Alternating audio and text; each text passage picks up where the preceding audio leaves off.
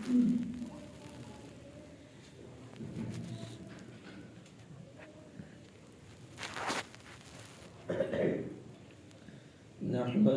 ونصلي على رسوله الكريم أما بعد فأعوذ بالله من الشيطان الرجيم بسم الله الرحمن الرحيم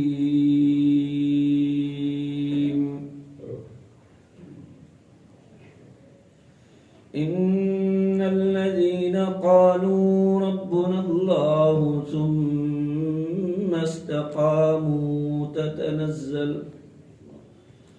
تتنزل عليهم الملائكة ألا تخافوا ولا تحزنوا وابشروا بالجنة التي كنتم توعدون. وقال تبارك وتعالى فاستقم كما أمرت ومن تاب معك. وقال رسول الله صلى الله عليه وسلم قل آمنت بالله ثم استقم. صدق الله وصدق رسوله النبي الأمي الكريم ونحن على ذلك من الشاهدين والشاكرين والحمد لله رب العالمين. بزرگوں اور دینی بھائیوں، اللہ تبارک و تعالی نے ایمان والے بندے اور بندیوں کو استقامت کا حکم دیا ہے کہ استقامت اختیار کرو. ایمان کوئی ٹیمپروری چیز نہیں ہے، بلکہ آدمی کو اس پر استقامت اختیار کرنا چاہیے. استقامت کس کو کہتے ہیں؟ استقامت کا مطلب ہوتا ہے جمنا. کسی چیز کے اوپر آدمی مضبوطی کے ساتھ جمے، کتنے بھی اتار چڑھاؤ آ رہے ہوں لیکن اس کے قدم ڈگمگاتے نہ ہوں، اس کو استقامت کہتے ہیں کہ یہ استقامت کے ساتھ ہے. استقامت بہت زبردست چیز ہے، اس لیے اللہ نے قرآن کی ان آیتوں میں جو میں نے پڑھی ہے اس میں اپنے نبی کو کہا کہ جیسے اللہ نے آپ کو استقامت اختیار کرنے کا حکم دیا ہے ایسے تم استقامت اختیار کرو. دنیا کے اندر اتار چڑھاؤ آتے ہیں تو ایسے موقع پر آدمی کا ایمان معلوم ہو جاتا ہے. بزرگان دین فرماتے ہیں کہ یہ چھتائی کا دین ہے، چھتائی کا زمانہ ہے، یعنی خالص اور پیور ایمان والے جمے رہتے ہیں چاہے حالات کچھ بھی ہو، چاہے حالات کے اندر کتنا ہی بدلاؤ آ جائے، کتنی ہی تبدیلی آ جائے، لیکن جن لوگوں کے دلوں میں ایمان کا نور پیوست ہوتا ہے وہ ان حالات سے گھبراتے نہیں ہیں، وہ ان کا مقابلہ کرتے ہیں. قرآن پاک کی ان آیات میں اللہ تعالیٰ اسی کی طرف اشارہ کر رہے ہیں کہ اگر تم استقامت اختیار کرو گے تو استقامت کے بعد اللہ کی مدد آئے گی. قرآن پاک میں اللہ نے ارشاد فرمایا ہے اِنَّا لَنَنْصُرُ رُسُلَنَا وَالَّذِينَ آمَنُوا فِي الْحَيَاةِ الدُّنْيَا، کہ جو ایمان والے لوگ ہیں اپنے ایمان میں ڈٹے رہیں گے، سچے رہیں گے، تو اللہ پاک ان کی اس دنیا میں بھی مدد کرے گا، آخرت میں بھی مدد کرے گا. بزرگوں اور بھائیوں، دشمن چاہے کتنا زور لگائے کہ ہم ہماری آئیڈینٹی کو ختم کر دیں گے، ہماری پہچان کو ختم کر دیں گے، چاہے لیڈیز ہو چاہے جینٹس ہو، اپنی آئیڈینٹی باقی رکھو، دنیا کو بتاؤ کہ ہم مسلمان ہیں، چھپاؤ مت۔ بعض مرتبہ آدمی ایسے علاقے میں چلا جاتا ہے تو ٹوپی نکال دیتا ہے، ارے بھائی کیوں ڈرتے ہو؟ ڈرنا کیا ہے؟ کیسے بھی ماحول میں چلے جاؤ، کوئی آپ کو پوچھتا ہے تو کہو الحمدللہ میں مسلمان ہوں، میں ایمان والا ہوں۔ کسی بھی آپ ماحول میں چلے جائیں، نماز کا وقت ہو گیا بچھاؤ مصلی، چاہے وہ پلیٹ فارم ہو، چاہے وہ جو ہے ایروڈرام ہو، چاہے کوئی جگہ ہو، آپ وہاں پر نماز پڑھتے ہوئے ہچکچاہٹ محسوس نہ کریں، نماز پڑھ لیں۔ اسلام کا کوئی کام کرنا ہے، اللہ کی مدد آئے گی۔ آج انڈیا کا جو ماحول ایک تقاضا کر رہا ہے، کچھ لوگ ہیں جو یہ چاہتے ہیں کہ مسلمان اپنی آئیڈینٹی کو ختم کر دے۔ سوشل میڈیا کے اوپر آپ کتنے دنوں سے پردے کے متعلق سن رہے ہوں گے۔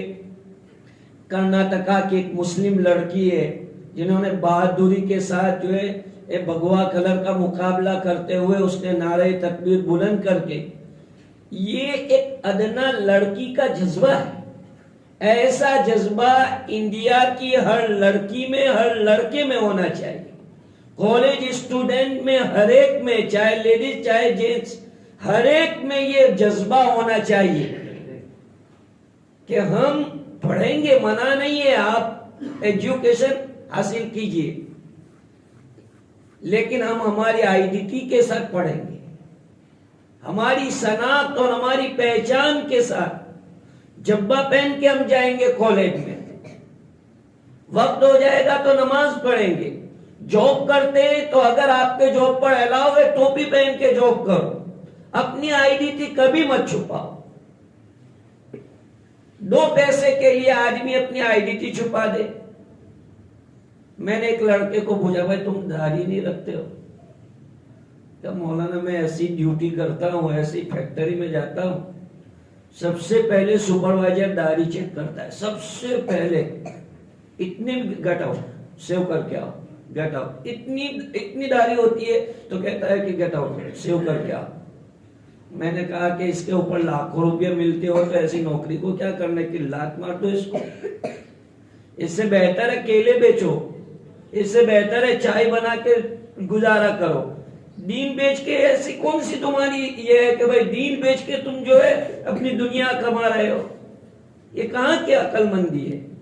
روزی اللہ کا وعدہ ہے، کمپرومائز دین کے معاملے میں نہیں، شریعت کے معاملے میں کمپرومائز نہیں۔ دوسری چیزوں میں کمپرومائز ہو سکتی ہے لیکن دین کے معاملے میں کمپرومائز نہیں ہو سکتی۔ یہ صلح ہم نہیں کریں گے کہ بھائی ہم جو ہے تمہارے جیسے بن جائیں، تم کو خوش کرنے کے لیے جس کو خوش ہونا وہ، لیکن ہم اپنے کسی بھی ایمان اور اسلام کے کسی بھی رکن کو، کوئی ادنا سے ادنا، حضرت مولانا علی میاں ندوی رحمہ اللہ اپنے خطبات میں ارشاد فرماتے تھے کہ ہم نے بڑی سوچ سمجھ کر فیصلہ کیا ہے کہ ہم اپنی ساری علمی کارروائیوں کے ساتھ اور ہمارے یہی گشتوں کے ساتھ، تبلیغ جماعت کے ساتھ، مسجد کے کاموں کے ساتھ، حتیٰ کہ چاشت کے ساتھ، ہم نے بڑی سوچ سمجھ کر یہ فیصلہ کیا ہے کہ ہم اس انڈیا کے اندر رہیں گے اور ہمیں کوئی بڑی سے بڑی طاقت یہاں سے نکال نہیں سکتی۔ حضرت مولانا حسین احمد مدنی نور اللہ مرقدہ فرماتے تھے کہ شوق سے کہو ہم نے بائی چوائس اس کو اپنا وطن بنایا ہے۔ جب ہندوستان آزاد ہو رہا تھا، بھارت آزاد ہو رہا تھا، تو ہمارے جو بڑے تھے ان کو تو بالکل کھلی چھٹ تھی، وہ جانا چاہے تو پاکستان جا سکتے تھے لیکن نہیں گئے۔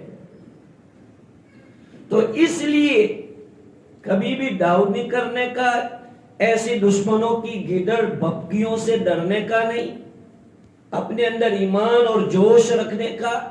ان سے کچھ ہوتا نہیں ہے، تھوڑی دیر کے لیے اپنا جو ہے ایک دکھاتے ہیں، باقی انشاءاللہ نتیجے کے اعتبار سے اللہ پاک ایمان والے کو ہی کامیاب کرتے ہیں، اور ایمان اور اسلام کی جو خاطر قربانیاں دیتے ہیں، جمتے ہیں، اپنے اندر استقامت کی صفت پیدا کرتے ہیں، وقتی طور پر تھوڑا بہت اگر نقصان ہو جائے تو ہو جائے، لیکن آخر کار اللہ پاک ان کو بڑی کامیابی دیتے ہیں۔ ہمارے سامنے قرآن مجید کے اندر مستقل واقعات اللہ والوں کے اور اللہ والیوں کے نقل کیے گئے ہیں۔ فرعون کی بیوی آسیہ کا واقعہ قرآن مجید میں سورہ تحریم میں اللہ تعالیٰ نے اسی لیے بیان فرمایا ہے۔ وَضَرَبَ اللَّهُ مَثَلًا لِّلَّذِينَ آمَنُوا امْرَأَتَ فِرْعَوْنَ إِذْ قَالَتْ رَبِّ ابْنِ لِي عِندَكَ بَيْتًا فِي الْجَنَّةِ وَنَجِّنِي مِنْ فِرْعَوْنَ وَعَمَلِهِ وَنَجِّنِي مِنَ الْقَوْمِ الظَّالِمِينَ۔ آسیہ نام تھا، آسیہ۔ فرعون بہت چاہتا تھا اس کو، اس کے لیے بڑا عالی شان محل بنوایا تھا، لیکن جب اسے پتا چلا کہ یہ موسیٰ پر ایمان رکھتی ہے، موسیٰ کے رب پر ایمان رکھتی ہے، تو اس نے سب سے پہلے تو شاہی لباس اتروا دیا، جو شاہانہ لباس تھا، رانی کا ایک جو لباس ہوتا ہے وہ اتروا دیا۔ اس کے دونوں ہاتھ ایسے کھلے کیلوں کے ساتھ گاڑ دیے، اس کے اوپر بچھو دوڑائے گئے، لیکن وہ اللہ کی بندی، جب اس کو اللہ نے اس کا جنت کا محل دکھایا، مرتے وقت اللہ نے وہ مقام دکھایا، تو اس وقت اس نے اللہ سے یہ دعا کی، رب ابن لی عندک بیتا فی الجنت، اے اللہ میں فرعون کا محل چھوڑ کے جا رہی ہوں، میں تو تیری جنت پہ محل چاہتی ہوں، مجھے وہ محل عطا فرما، رب ابن لی عندک بیتا فی الجنت ونجنی من فرعون وعملی، اور فرعون اور اس کے یہ جو کارندے ہیں میں اس سے نجات چاہتی ہوں۔ اللہ پاک نے اس خاتون کی تینوں دعاؤں کو قبول فرمایا، فرعون سے نجات عطا فرمائی، اتنی بڑی چٹان اس نے گرائی، لیکن سب سے پہلے اس کے روح نکل چکی تھی، اور مردہ باڈی کے اوپر جو ہے وہ چٹان گری ہے تو اس سے کچھ نقصان نہیں ہوا۔ واقعہ ہے، تو جانتے ہو اس کا انعام کیا ملا؟ حضرت خدیجۃ الکبریٰ رضی اللہ تعالیٰ عنہ کا انتقال ہو رہا تھا، تو رسول اکرم صلی اللہ علیہ وسلم جاگنی کے وقت آپ کے پاس حاضر تھے، کہا جنت میں تمہاری سوکنوں کو سلام کہنا۔ یا رسول اللہ میری کون سوکن ہے، میں تو آپ کے اکیلی ابھی بیوی ہوں۔ فرمایا کہ جنت کے اندر آسیہ کے ساتھ اللہ پاک نے میرا نکاح کیا ہے، مریم علیہ السلام کے ساتھ میرا نکاح کیا ہے، قیامت کے دن یہ میری بیویاں ہوں گی جنت کے اندر، تم ان کو سلام کہنا۔ اللہ تعالیٰ نے یہ انعام دیا کہ فرعون جیسا محل چھوڑا، فرعون جیسا محل چھوڑا تو اللہ نے جنت میں محل عطا فرمایا، اور حضرت محمد صلی اللہ علیہ وسلم جیسا شوہر عطا فرمایا۔ یہ ہے استقامت کا انعام، کہ بندہ جب استقامت اختیار کرتا ہے اور اللہ تعالیٰ کی وجہ سے مشکلی برداشت کر کے ایمانی اعمال پر جمع رہتا ہے، تو اللہ پاک دنیا میں بھی اس کا بینیفٹ دیتے ہیں، آخرت میں تو ہے ہی، لیکن دنیا میں بھی اللہ تعالیٰ اس کو بیکار نہیں کرتے۔ اس لیے نوجوانوں، آج کا ماحول جو تقاضا کر رہا ہے وہ استقامت کا تقاضا کر رہا ہے۔ آج ہمارے اندر استقامت نہیں ہے، ہم جمتے نہیں ہیں۔ الحمدللہ ساتھی 4 مہینے بھی چلے جاتے، 40 دن بھی چلے جاتے، رمضان آتی ہے اعتکاف بھی کرتے ہیں، سب کچھ کرتے ہیں، لیکن استقامت نہیں ہوتی۔ استقامت ہمارے اندر ہونی چاہیے، استقامت کی صفت اپنے اندر پیدا کرو۔ ماحول انسان کو جو چیزیں بگاڑتی ہے وہ 3 چیزیں، ایک اس کا نفس، دوسرا شیطان، اور تیسری چیز یہ انسانوں کا پورا ماحول اور سماج۔ یہ 3 چیزوں کا آدمی کو مقابلہ کرنا پڑتا ہے۔ سب سے پہلے آدمی اپنے نفس کا مقابلہ کرتا ہے، پھر اللہ اس کو اور روحانی پاور دیتے ہیں تو وہ شیطان کا مقابلہ کر لیتا ہے۔ لیکن جب ماحول کا مقابلہ کرنے کا آتا ہے، معاشرہ، سماج، سوسائٹی کا مقابلہ کرنے کا آتا ہے، تو اچھے اچھے لوگ پیچھے چلے جاتے اور استقامت کو چھوڑ دیتے ہیں۔ کتنے نوجوان ہیں جو داڑھی رکھنا چاہتے ہیں لیکن ان کے وائف منع کرتی ہے تو کہتا ہے یار بھائی نہ کیا، وائف کی وجہ سے وہ نہیں رکھ رہے۔ کتنے نوجوان ایسے ہیں جو کوئی نیک کام کرنا چاہتے ہیں لیکن ان کے گھر میں سے ان کو الاؤ نہیں ہے۔ ماحول کا مقابلہ کرتے سیکھنا پڑے گا۔ ماحول کے ساتھ آپ رہ کر اسلام اور شریعت پر جمیں گے تو یہ اللہ رب العزت کے یہاں قدر کی چیز سمجھی جائے گی۔ صحابہ کرام کے واقعات، ان کی زندگیاں دیکھیے، تبع تابعین اور تمام دشمنوں سے مقابلہ پہلی تاریخ سے ہی ہے، ایسا نہیں ہے کہ یہ کوئی نئی بات ہے۔ اسلامی ہسٹری پوری اس سے بڑی پڑی ہے کہ جب بھی مسلمان اپنی ایکٹیویٹیز کو مضبوط کرتے ہیں تو دشمن کسی نہ کسی انداز میں ابھر کر آ کے مقابلہ کرتے ہیں۔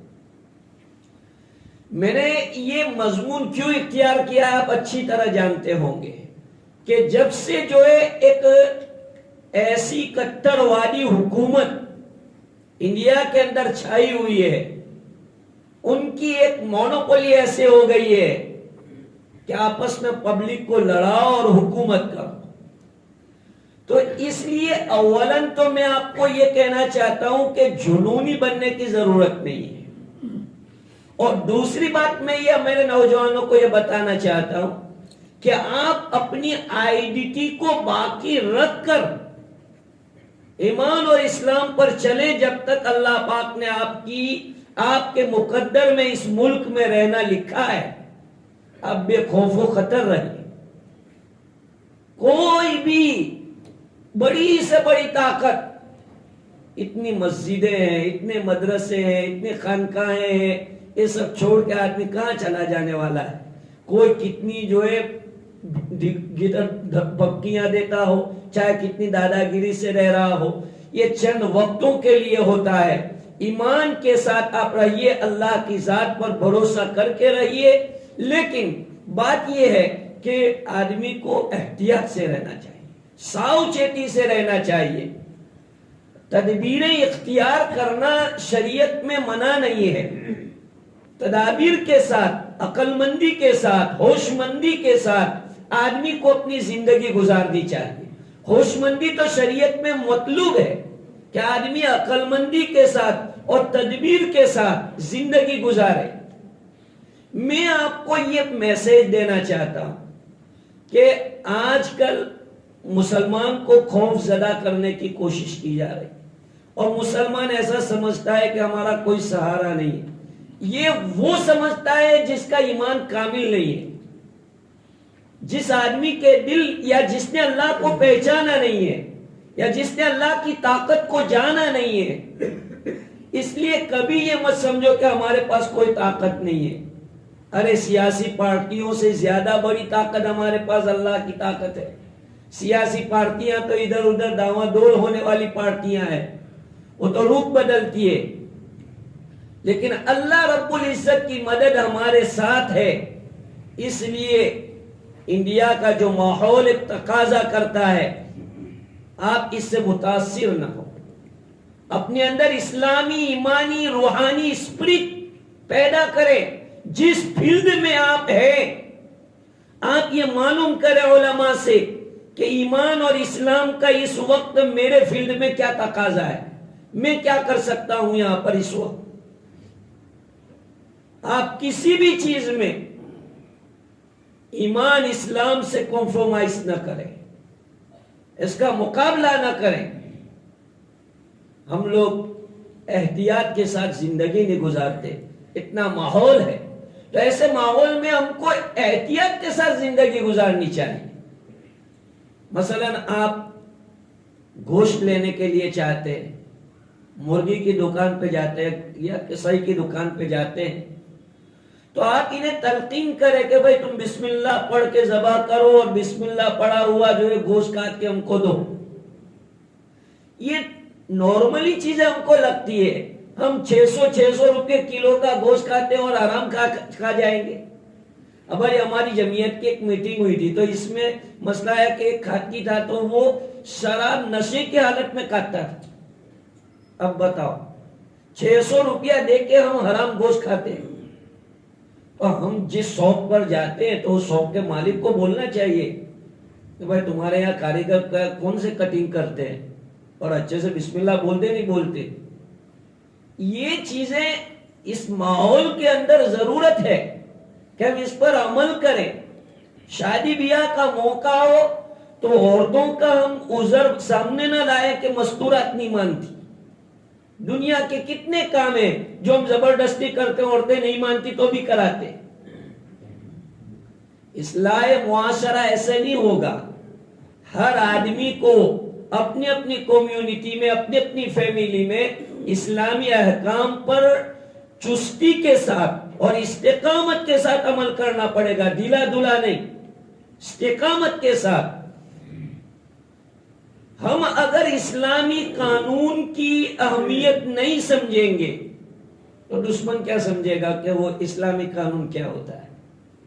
اسلامی قانون میرے آپ کے لیے اور دنیا کی ساری قوموں کے لیے رحمت ہے۔ اس لیے ہر فیلڈ میں اسلامی قانون کے مطابق زندگی گزارنی چاہیے، چاہے تھوڑا بہت ظاہر میں نقصان نظر آتا ہو کہ اگر ایسا کروں گا تو جاب چلی جائے گی۔ ارے چلی جائے، اس میں کیا ہے؟ میں نے جیسے آپ کو بتایا کتنے جاب ایسے جہاں جمعہ پڑھنے کی اجازت نہیں دی جاتی، تو ایسے جاب کو کیا کرنے کا؟ اس کو آگ لگا دینے کی اس کو کیا ضرورت ہے؟ کوئی ضرورت نہیں ہے کہ ایسے جاب آپ جوائن کریں کہ جس کے اندر آپ کا دین برباد ہو رہا ہو، آپ کی آخرت برباد ہو رہی ہو۔ میں کہتا ہوں کہ لاکھ روپے آپ کی سیلری ہو تو بھی کیا ہو گیا؟ جمعہ جیسی نماز کی اجازت نہ مل رہی ہو تو ایسے جاب کر کے آدمی کو فائدہ کیا ہے؟ اس لیے بزرگوں اور بھائیوں، ہمارے اندر اسلام اور ایمان کی ایک اسپرٹ، حضرت مفتی تقی عثمانی صاحب جو دوسرے ملک کے بڑے مفتی اعظم ہیں، ان کے پاس ایک نوجوان آیا اور اس نے حضرت سے مسئلہ پوچھا کہ حضرت میں بینک میں جاب لگی ہے تو کیا میں بینک میں جاب کر سکتا ہوں؟ تو حضرت نے فرمایا کہ دیکھو بھائی، مسئلے کے اعتبار سے تو بینک میں مسلمان کے لیے جاب کرنا ناجائز ہے، حرام ہے، لیکن میرا سجیشن آپ کو یہ ہے کہ آپ دوسرا جاب تلاش کریں اور دوسرا جاب لگنے تک آپ بینک میں کام کرتے رہیں۔ تو حضرت اس نے فوراً کہا کہ ایسا کیوں؟ جب اسلام کا حکم ہے تو مفتی صاحب نے تو اس پر رحم کھا کر کے کہ بھائی ایسا نہ ہو کہ پھاپے پڑ جائے گھر میں کھانے کے، تو اس لیے مفتی صاحب نے رحم کھا کے، لیکن اس کا تو اسٹرانگ ایمان تھا۔ تو اس نے کہا کوئی بات نہیں مفتی صاحب، مجھے دوسرا جاب ملے نہ ملے میں تو ابھی اس کو جوائن ہی نہیں کرتا۔ مہینے کے بعد پھر وہ ملنے کے لیے آیا حضرت سے، اور حضرت نے کہا کہ حضرت میں نے تو آپ کے کہنے کے مطابق وہ جاب چھوڑ دی۔ دیکھو اللہ پاک کس طرح کرتے ہیں۔ تو کہتے ہیں کہ آسٹریلیا سے جاب آیا اور ایسی فیکٹری کے جانے آنے کا انہوں نے ٹکٹ کا بھی خرچہ، ویزا خرچہ، سب خرچہ اٹھا کر کے مجھے جو ہے کہا کہ تم یہاں آ جاؤ۔ ایک حرام چیز اس بندے نے اللہ کی وجہ سے چھوڑی، مفتی نے اسے فتویٰ دیا تو مفتی کے فتوے کو اس نے مان دیا تو اللہ پاک نے اس کی لاج رکھی۔ میں آپ کو یہ سمجھا رہا ہوں کہ مفتی کے فتووں کی لاج رکھو۔ اگر مفتی تمہیں فتویٰ دیتا ہے کہ یہ ناجائز ہے تو پرہیز کرو، چاہے تمہارا نقصان ہو، تم کو نظر آتا۔ تمہیں مفتی کہتا ہے کہ اس کے اندر تمہیں تمہاری پھوپھی کو حصہ دینا پڑے گا تو چاہے تمہاری پھوپھی یہ حصہ دو۔ آج ہم لوگ مفتیوں سے ایسے مسئلے پوچھتے ہیں جس میں اپنا فائدہ نظر آتا، اور جہاں اپنا نقصان نظر آتا ہے وہاں مفتی کی بات کو چلنے نہیں دیتی۔ یہ ایمانی تقاضا نہیں ہے، تو یہودیوں کی صفت ہے۔ قرآن مجید میں اللہ نے یہودیوں کے بارے میں بتلایا ہے، افتؤمنون ببعض الکتاب وتکفرون ببعض، میٹھا میٹھا ہاں ہاں، کروا کروا ٹھو ٹھو، جو اپنے جی کو لگتا ہے اس پر تو عمل کرتے ہیں، اور جو تھوڑا طبیعت کے خلاف آتا ہے، یہی تو استقامت ہے کہ طبیعت کے خلاف آوے پھر بھی ایمان اور اسلام کے تقاضے کی وجہ سے اس پر عمل کرے، اسی کا نام استقامت ہے۔ بھائیو، استقامت کی صفت اختیار کرو۔ استقامت اختیار کرو گے، استقامت کا مطلب سمجھے نا، میں نے سمجھایا کہ مرتے دم تک چاہے کتنے اتار چڑھاؤ آ جائیں، کتنا ہی ماحول بدل جائے، لیکن آدمی اپنے ایمان، اسلام اور اس طرح کی کسی چیز کے ساتھ کمپرومائز کرنے کے لیے تیار نہ ہو، اس کا نام ہے استقامت۔ اللہ پاک مجھے اور آپ کو استقامت کی زندگی عطا فرمائے، تمام مسلمانوں کو اللہ تعالی استقامت کی زندگی عطا فرمائے۔ وآخر دعوانا الحمدللہ رب العالمین۔